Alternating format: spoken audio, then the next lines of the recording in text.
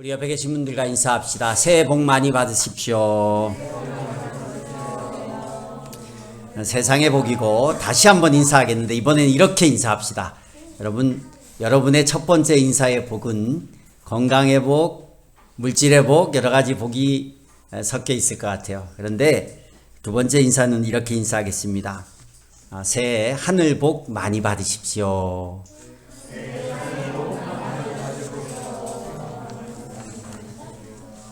새해 하늘 복을 많이 받는 저와 여러분이 되기를 주의 이름으로 축복합니다. PMI의 온라인 조사를 최근에 인터넷 설문조사 기관이거든요. 거기에서 만 20세에서 69세의 성인들을 대상으로 2023년 새해에 가장 소망하는 게 뭔가 설문조사를 했어요. 여러분 마음속으로 했어요. 여러분이 2023년 올해 이 개묘년 검은 토끼라는데 검은 토끼가 무슨 토끼인지 잘 모르겠어요. 이 2023년에 개인적으로 바라는 소망이 뭔지. 그래서 거기 조사를 했더니 1위가 뭐냐면 건강이더라고요. 코로나 때문인지 1위가 건강. 두 번째가 경제적인 자유. 세 번째가 행복입니다. 행복. 여러분이 마음으로 생각한 그 소망이 이 안에 있는지 잘 모르겠어요.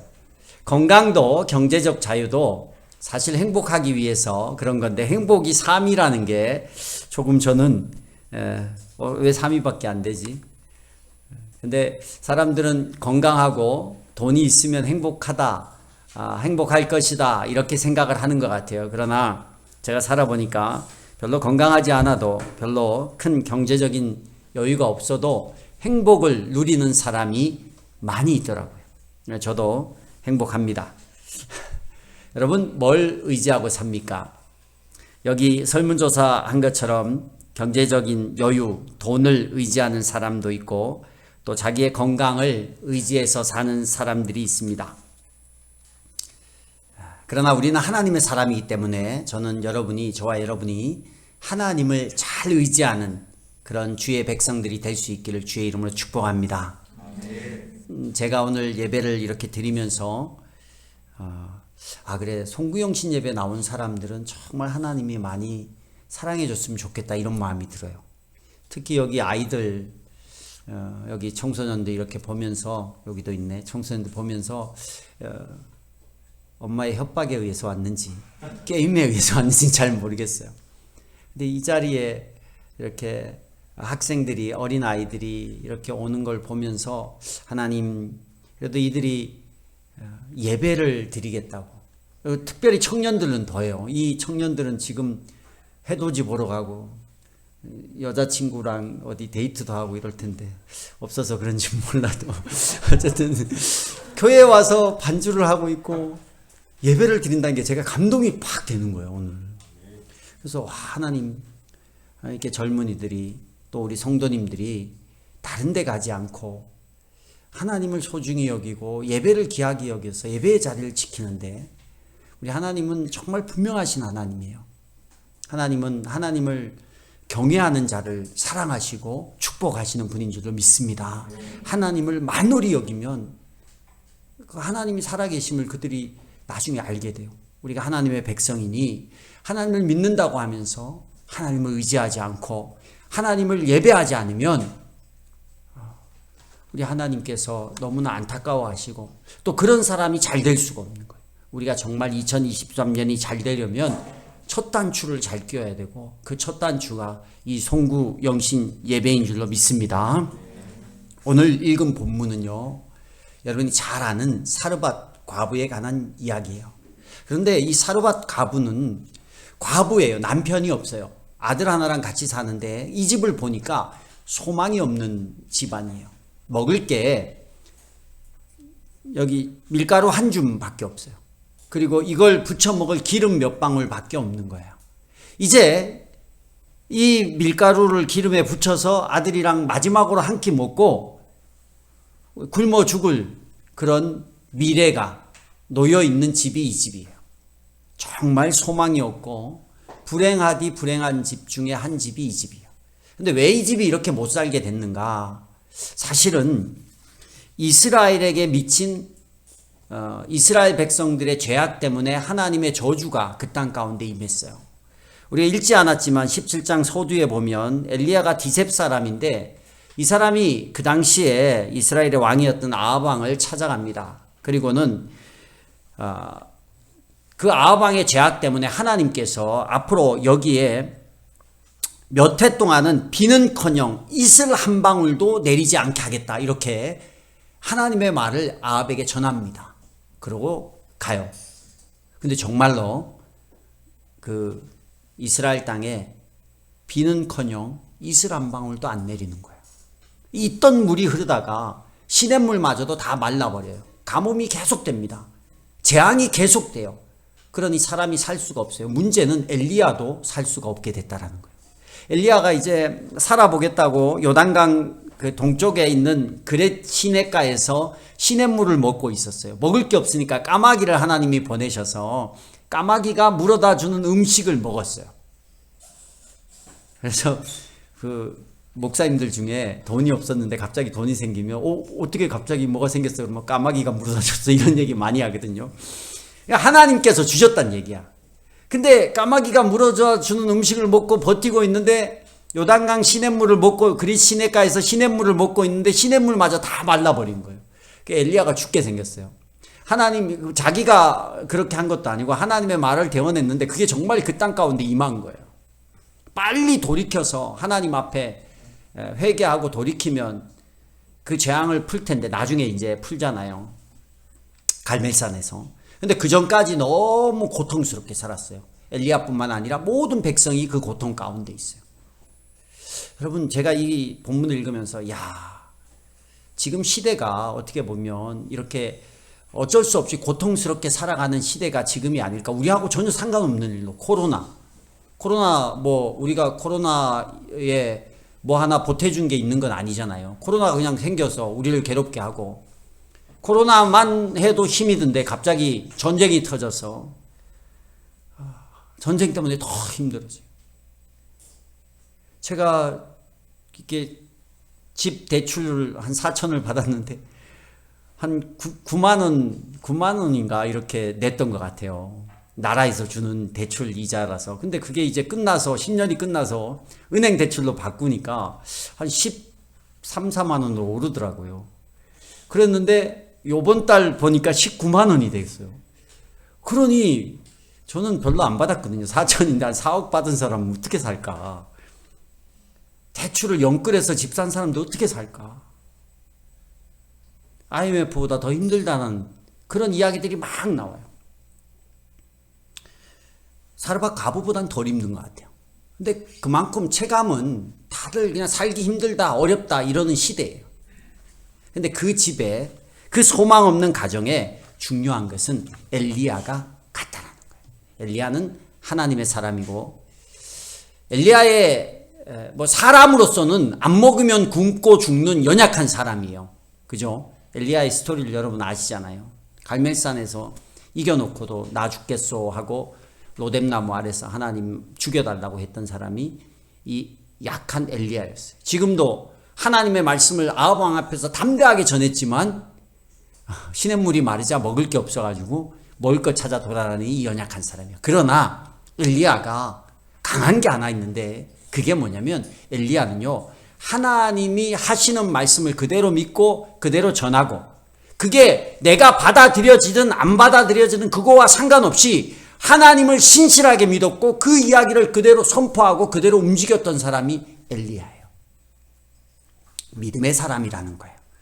이 고난 중에, 이 어려움 중에 믿음의 사람 엘리야가 있었는데 그 엘리야가 사르밧 가부의 집에 간 것은 큰 축복입니다. 가가지고 물 좀 달라고 했다가 물 또 오니까 먹을 것도 좀 달라고. 그러면 이 가부가 먹을 게 우리 없어요. 이거 먹고 죽으려고 합니다. 그 아들이랑. 그러면 먹을 게 없구나. 그냥 이 집도 참 어렵구나. 이러고 가야 되는데 그거 하나밖에 없는데 그걸 구워가지고 자기를 달라는 거야. 이런 염치도 없는 사람이 여기 있어요. 그러니까 여인이 막 설명을 해요. 이제 먹고 죽으려고 우리도 이렇게 없는데. 그러니까 엘리야가 어떤 사람이요? 믿음의 사람이라고 있어요. 근데 13절에 보니까 그 여인에게 엘리야가 이런 얘기를 해요. 두려워하지 말고. 따라해 봅시다. 두려워하지 말고. 두려워하지 말고 내가 말한 대로 그대로 하라는 거예요. 만들어가지고 음식을 내놓으라는 거예요. 여러분, 엘리야가 왜 두려워하지 않았을까요? 엘리야는요, 9절에 보니까 여기 우리 읽은 본문에 보면 이제 너는 시돈에 있는 사르밧으로 가서 거기에서 지내도록 하여라. 내가 그곳에 있는 한 과부에게 명하여서 내게 먹을 것을 주도록 일러 두었다. 누가 한 얘기예요? 하나님께서 엘리야에게 한 얘기예요. 엘리야는 참 좋았던 게 뭐냐면 이 사람은 하나님의 말이라면 그대로 믿고 그대로 따르던 믿음의 사람이에요. 그래서 그 얘기를 듣고 그 집에 갔는데 먹을 게 많을 줄 알았는데 갖고 와보라니까 이게 한 끼 먹을 거밖에 없다라는 거예요. 근데 두려워하지 말고 이거 그대로 갖고 와. 왜? 하나님께서 이 집에 가면 먹을 걸 주겠다고 말했기 때문이에요. 그걸 그대로 믿었어요. 그리고 그대로 말해요. 두려워하지 말고 음식을 가지고 오세요. 하나님께서 먹을 거 준대요. 그러니까 앞으로 비가 와서 우리가 먹을 것을 재배해서 농사를 지어서 수확해서 먹기 전까지는 먹을 거를 당신 집에서 계속 주시겠다고 하신 분이 하나님이니까 가지고 오라고. 14절에 보세요. 주님께서 이 땅에 다시 비를 내려주실 때까지 그 뒤주에 밀가루가 떨어지지 않을 것이며 병의 기름이 마르지 않을 것이라고 주 이스라엘의 하나님께서 말씀하셨습니다. 이 말이 앞에 있어요, 없어요? 없어요. 그런데 엘리야가 이렇게 얘기를 해요. 왜 이렇게 얘기를 할까요? 먹을 것을 주시겠다고. 하나님이 먹을 것을 주시겠다고 했으니까 이 집에 먹을 것은 이 밀가루하고 이걸 구워 먹을 기름밖에 없는데 이걸 하나님께서 계속 줘야 우리가 먹을 거 아니에요. 근데 지금은 있어요, 없어요? 없어요. 있는 걸 보고 말하는 게 아니라 없는데 거기 뒤주의 밀가루가 없어지지 않을 거라는 거예요. 병의 기름이 마르지 않을 거라는 거예요. 지금 있어요, 없어요? 한 줌밖에 없어요. 몇 방울밖에 없어요. 그게 눈에 보이는데도 불구하고 마르지 않을 거라고. 계속 있을 거라고. 왜요? 하나님께서 먹을 것을 주시겠다. 여러분, 성경에 보면 하나님께서 하나님의 사람을 지키고 보호하신다는 얘기가 매우 많이 있습니다. 성경 읽어보면 그런 거 한번 보셨어요, 안 보셨어요? 한 번쯤은 다 읽어보셨을 거예요. 눈동자같이 지킨다고. 우리를. 오늘 엘리야에게도 앞에 먹을 걸 주겠다 이 얘기밖에 안 했어요. 근데 엘리야는요, 그 기름병에 기름이 마르지 않고 뒤주의 밀가루가 마르지 않을 거라고 이야기를 하는 거예요. 없어지지 않을 거라고 이야기를 하는 거예요. 왜요? 하나님이 먹을 걸 주겠다는 약속이니까. 그게 믿음이에요. 아멘? 그게 믿음이에요. 두려워하지 말라는 거예요.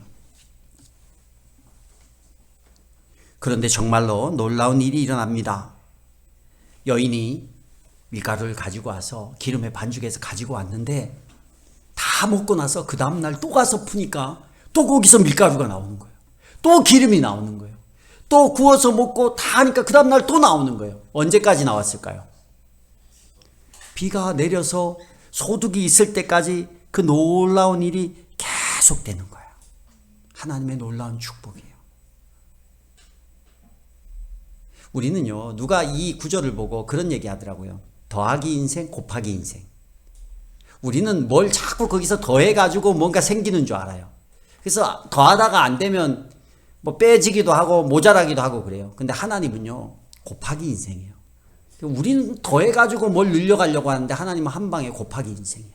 우리는 농사 지어서 밀가루 털어가지고 이거 밀가루 만들고 기름 짜서 이게 음식 하려고 하지만 하나님은 그냥 밀가루가 생기고 기름이 나오게 할 수도 있는 분이 하나님이라는 거예요. 할렐루야. 그게 하나님의 은혜고 하나님의 일하심이에요. 근데 우리의 상식은 뭐냐? 우리의 상식은 더하기예요. 인생이 더하기. 근데 하나님은 더하기를 뛰어넘는 분이에요. 놀라운 일이 이 가정에 일어납니다. 그런 축복이 계속해서 생겨요. 그런데 사건이 터집니다. 17절에 보니까 이런 일이 있은 뒤에 라고 나와요. 이래 이제 병에 막 기름도 마르지 않고 이런 축복된 일이 계속 일어나다가 어떤 일이 일어났냐면 그 집 여주인의 아들이 병이 들어버려요. 근데 이 병이 어떤 병이냐면 죽을 병이에요. 그리고 결국은 어떻게 돼요? 죽어버리는 사건이 터져요.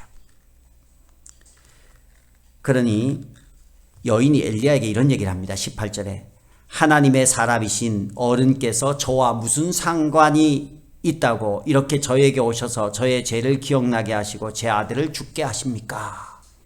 이게 무슨 소리인 것 같아요? 원망의 소리예요. 저의 죄를 기억나게 하시고, 이 말은 무슨 말이냐면 아들이 죽으니까 내가 뭘 잘못했을까 하고 자기가 잘못했던 수많은 죄악들이 막 생각날 거 아니에요. 그러면서 왜 우리 집에 와서 내 아들을 죽이냐?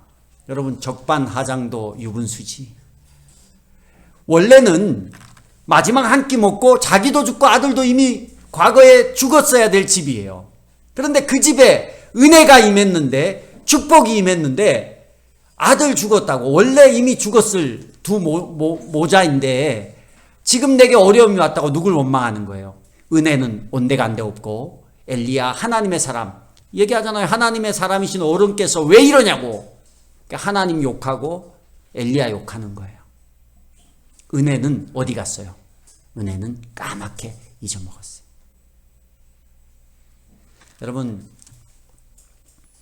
여러분 이 사르밧 과부를 보면서 어때요? 아들이 죽었으니까 슬프죠. 힘들죠. 그거는 저도 100번 이해가 가요. 그러나 이 엄마로서 먹을 게 없어서 마지막 한 끼 먹고 아들이랑 죽을 마음을 가졌던 엄마예요. 실제로. 그리고 만약에 엘리야가 오지 않았으면 죽었을 인생이란 말이에요. 그러면 어떻게 해야 되겠어요? 아들이 죽었지만 저 같으면 슬프죠. 아들이 죽은 게 슬프죠. 차라리 내가 죽지 아들이 어떻게. 그럼에도 불구하고 그래도 하나님의 선지자 엘리야 선생님, 당신 덕분에 우리 아들이 그래도 몇 날 며칠 배굶지 않고 배부르게 먹고 살다가 죽을 수 있어서 감사합니다. 이게 믿음의 고백이죠. 그런데 안 보이는 거예요. 뭐가 더 커서? 내 눈앞에 문제가 더 커버린 거예요. 내 눈앞에 문제가 더 크니 과거에 준 은혜는 전부 없어지고 하나님의 기적이 디주의 밀가루가 마르지 아니하고 병의 기름이 마르지 않게 하시는 그 하나님의 기적을 못 보는 거예요. 그 하나님의 능력을 못 보는 거예요. 뭐가 더 크니까? 내 눈앞에 문제가 더 크니까. 그게 우리예요. 그러니까 믿음은 문제가 딱 생기면 그때 나타나는 것 같아요. 믿음이 좋은 사람은 흔들림이 없어요. 흔들림이 없는 편안함. 그렇다니까요. 왜냐하면 그게 믿음이에요. 내게 어려움이 와도 은혜를 기억하고 또 하나님이 하실 거야. 이게 믿음이거든요. 근데 이 여인에게 축복을 보고 신앙생활을 하다 보니까 축복이 끊기면 저주인 줄 아는 거예요. 하나님이 또 다르게 일하실 텐데 그걸 못 보는 거예요. 매일매일 기적을 봤음에도 그걸 모르는 거예요. 제가 수요일도 그런 설교했죠. 만나가 기적이잖아요. 40년 동안 아침마다 나가서 만나를 걷어서 맛있게 먹고 그게 40년 동안 계속돼요. 그러니까 먹을 게 하늘에서 떨어지는 게 기적이잖아요. 그러면 얼마나 좋겠어요. 근데 40년이 계속되니까 만나를 기적으로 여기지 않는 거예요. 기적이 계속 되니까 그게 기적인 줄 모르는 거예요. 감사인 줄도 모르는 거예요. 그래서 고기 먹고 싶다고 하나님 원망하고 물 없다고 원망하고 만나를 떨어지게 하신 분이 물이 없다고 물을 못 내겠어요. 그런데 목마르면 또 원망하고 고기 먹고 싶다고 원망하고 애굽으로 이집트로 돌아가고 싶다고. 아우, 우리 하나님 정말 사랑의 하나님이야. 그냥 확 만나가 매일 되니까 그게 기적. 그 만나를 매일 내리시는 분이 다른 건 못 하시겠냐고요. 여러분 매일 일상의 삶이 기적이에요. 제가 의학 이렇게 관련된 자료를 볼 일이 있어서 봤는데 요즘에 제가 건강에 관심이 많아서 책을 하나 읽고 있거든요. 책이 되게 좋더라고요. 근데 보니까 하루에 우리 몸에 암세포가 60에서 80개가 생긴대요. 놀래지도 않네. 암이 하나만 생겨도 막 하루에 몸에 암세포가 60개에서 80개가 생겨난대요. 그런데 이걸 우리 몸의 기능이 이 암세포를 다 잡아먹고 이렇게 해서 뭐 NK세포가 어쩌고저쩌고 해서 이걸 해서 건강한 거지, 우리의 몸이 그 기능을 못하면 바로 암 걸리는 거예요. 다 몸의 면역 기능이 약해지거나 문제가 생겨서 그 암세포를 못 잡아먹으면 암이 발생하는 거라니까요. 근데 매일 60에서 80개 암세포가 생겼다가 다 죽어버려요. 놀라운 일이잖아. 이게 병원에 가서 암 한 번 걸리면 치료하기가 얼마나 어려운데요. 항암하고 수술해도 재발하고 너무너무 힘든 거예요. 그런데 자연적으로 그 암세포가 다 없어진다는 거야. 놀라지도 않아. 나는 그걸 보면서 야, 우리 몸에서 이런 일이 일어난다고? 의사도 못 고치는 일을 우리 몸이 막 이렇게 일어난다고? 야, 하나님께서 우리 몸을 정말 기가 막히게 만드셨구나. 매일요, 아침 저녁이 바뀌는 거예요. 사계절이 바뀌는 거예요. 와. 근데 우리는 일상이잖아. 그 기적이라고 한 번도 생각을 안 해봐. 매번 계속되니까 은혜에 둔감해지는 거예요. 사르밧가부도 매일 아침에 병에 물 따르면 기름 나와. 디주에 가면 밀가루 있어. 그러니 매일매일 생겨나는 기적을 만나처럼 우리처럼 기적으로 여기지를 못해요. 망각해버리는 거예요. 은혜를 놓쳐버리는 거예요. 그러니까 입에서 뭐가 나와요? 차라리 하나님의 사람이 우리 집에 안 왔으면, 차라리 예수를 안 믿었으면, 차라리 내가 기도를 안 했으면. 그러자 엘리야가 문제 해결자가 하나님이심을 다시 보여줘요. 그래서 21절 2절에 보면 다시 아들을 데리고 가서 그 아들을 두고 하나님 앞에 기도하고 아들을 살려냅니다. 그제서야 그 여인이 엘리야에게 말을 하는데, 이제야 저는 어른이 바로 하나님의 사람이시라는 것과 어른이 하시는 말씀은 참으로 주님의 말씀이라는 것을 알았습니다. 이런 고백을 해요. 그전에도 알았어요. 안타깝게도 그전에도 알았어요. 18절에 보면 하나님의 사람이신 어른께서 저와 무슨 상관이 있다고 이렇게 우리 집에 와가지고 이렇게 만듭니까? 원망할 때도 하나님의 사람이라고 했어요. 몰랐던 게 아니에요. 알았어요. 근데 다시 안 거예요. 저는 시간이 지나면 아들이 죽었다 살았다를 매일매일 하면 그것도 또한 둔감해질 것 같아요. 여러분, 우리가 정말 하나님의 축복을 받으려면요,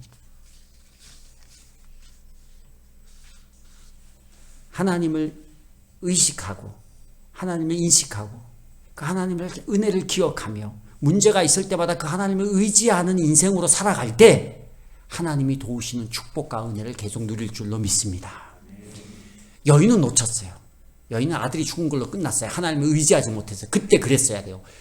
나를 살리신 하나님, 나에게 먹을 것과 이렇게 이 위경 가운데도 지켜주신 그 하나님 감사합니다. 그리고 비록 내게 이런 어려움이 있을지라도, 내 아들이 죽었을지라도 하나님의 계획이 있고 하나님의 인도하심이 있을 줄로 믿습니다. 이 고백이 나왔어야 되는 거예요. 이 고백이 나왔어야 돼요. 근데 그 고백을 한 사람은 누구냐? 엘리야밖에 없어요. 엘리야가 아들을 두고 가서 하나님 앞에 기도할 때 하나님을 의지하는 거잖아요. 하나님 앞에 맡기는 거잖아요. 그럴 때 그 가정에 아들이 살아나는 역사가 일어나는 거예요. 여러분, 세상이 건강을 쫓아가고 경제적 자유를 쫓아가고 자기의 행복을 쫓아가고 2023년에 집을 사고 뭐 결혼을 하고 뭐 별별 게 다 있더라고요. 이렇게 1위에서 10위까지 보니까. 근데 정말 큰 축복을 누리려면 여러분 흔들리지 말고 하나님을 의지하는 2023년이 되어야 될 줄로 믿습니다. 그럴 때, 하나님을 의지할 때 하늘로부터 오는 축복을 누리고 하늘로부터 오는 은혜를 누릴 수 있는 거예요. 사람들이요, 똑똑해질수록 하나님보다 다른 것을 많이 의지해요. 그러나 이 천지만물을 창조하시고 주관하시는 분은 하나님이시죠. 그래서 하나님을 의지하지 않으면 아무 역사도 일어나지 않고 참 만족도 누릴 수가 없다라는 거예요. 우리 장로님 올해 들었다 놨다 했잖아요. 들었다 놨다 뭐 80억이 됐다 안 됐다. 온 집안이 모여가지고 기뻐하고 그랬다 하더라고. 성찬이 승리까지. 11조 할 거 놓고 막 같이 야 얼마를 11조 해야겠다. 여러분 여러분 평생 돈 벌어도 몇 억 벌기 쉽지 않아요. 몇 억이 한순간에 왔다가 사라질 때 마음이 어떡하겠어요.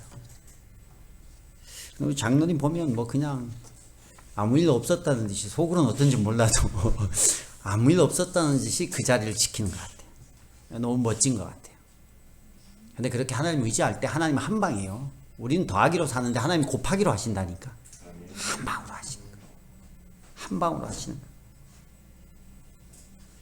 하나님 의지할 때 죽음 앞에서도 흔들리지 않아요. 정말 하나님 의지하면. 디트리 보네퍼라는 목사님이 계셨는데 이분이 마지막에 하신 얘기가 이 말이에요. 죽음은 끝이 아니라 영원한 삶의 시작이다. 멋있는 말 아니에요? 죽음은 끝이 아니라 영원한 삶의 시작이다. 우리 다 아는 얘기잖아요. 근데 이분은 정말 교수형 당하는 죽음 앞에서 이 고백을 했어요.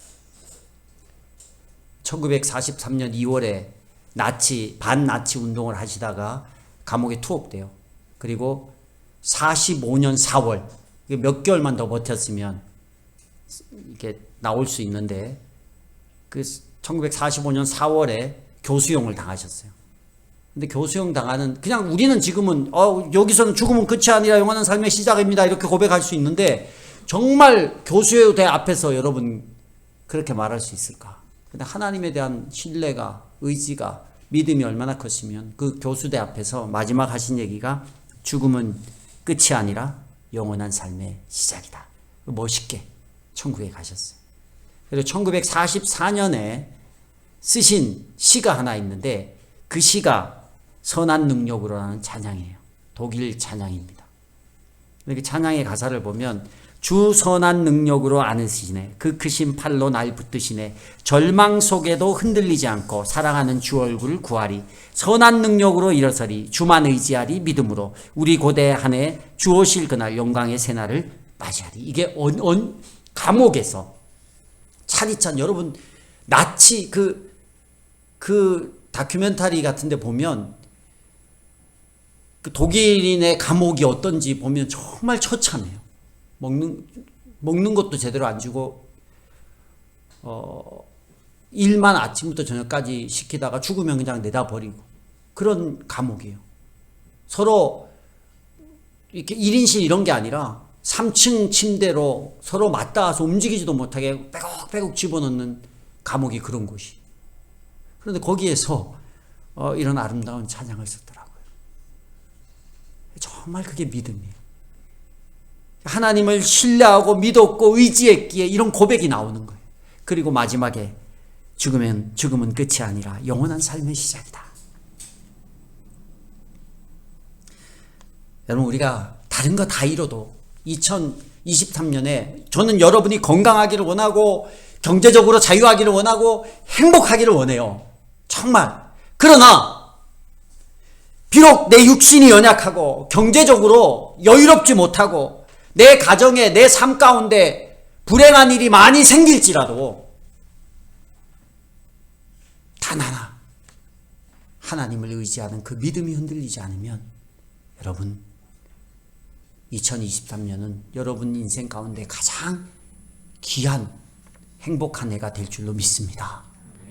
가장 중요한 거예요. 그건 놓치지 않는 2023년이 되시기를 주의 이름으로 축복합니다.